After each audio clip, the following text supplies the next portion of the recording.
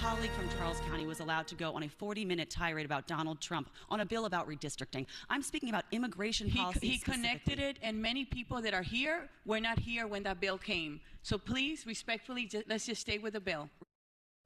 A tense exchange on the House floor yesterday as Maryland delegate Lauren Arikan spoke against a plan to end local cooperation with ICE. The House Speaker butting in, asking that debate stay on issues directly mentioned in the bill. Delegate Arikan joins us live to talk about this. Thank you for being here. You wrote to the House Speaker today saying you don't take personal offense to what happened, instead saying you take offense on behalf of the more than 43,000 residents that you represent. Why do you feel that way? Yeah, I feel, Mary, conservatives have been fighting for a long time against being silenced. We were silenced on social media for a long time. A lot of that has been remedied. But here on the House floor in Annapolis, we do get silenced with some persistency. And this, to me, was so out of line. I was discussing ICE detention on an ICE bill.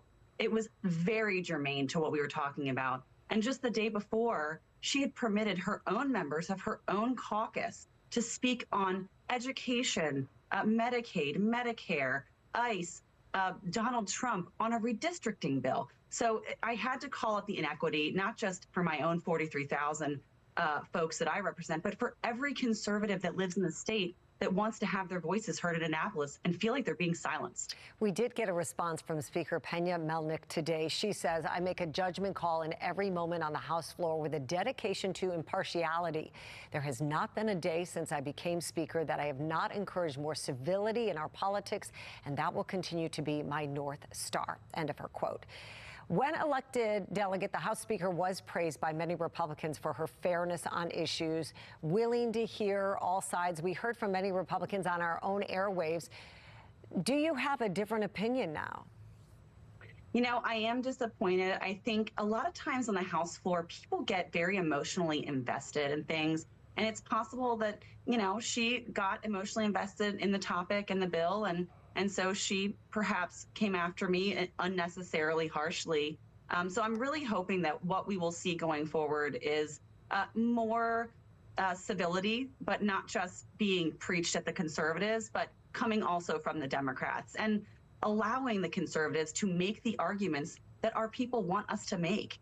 So I'm hopeful that we will see some changes, but I don't know. That really does remain to be seen. All right. We know you were debating the bill potentially ending local cooperation with ICE throughout the 287G program. Why are you so against this bill? The 287G program is a wonderful and effective program that removes criminal illegals. That is what the bill does. It is working in my county. It is working in many counties. And it really is a little odd that the first thing that the Democrats want to do in Annapolis this year, not address the energy crisis, which we're having right now, not address the unaffordability, but they want to talk about protecting illegal criminals. That was their #1 priority. I think it's very tone deaf. And so I'd like to see the program stay. I think that the community has spoken. They want criminal illegals out of our area. And I can't believe that they lost the opportunity to focus on energy when that's what everybody is struggling with right now. All right, Delegate Arikan, thank you so much for joining us. We appreciate your thoughts on this today. Thanks, Mary.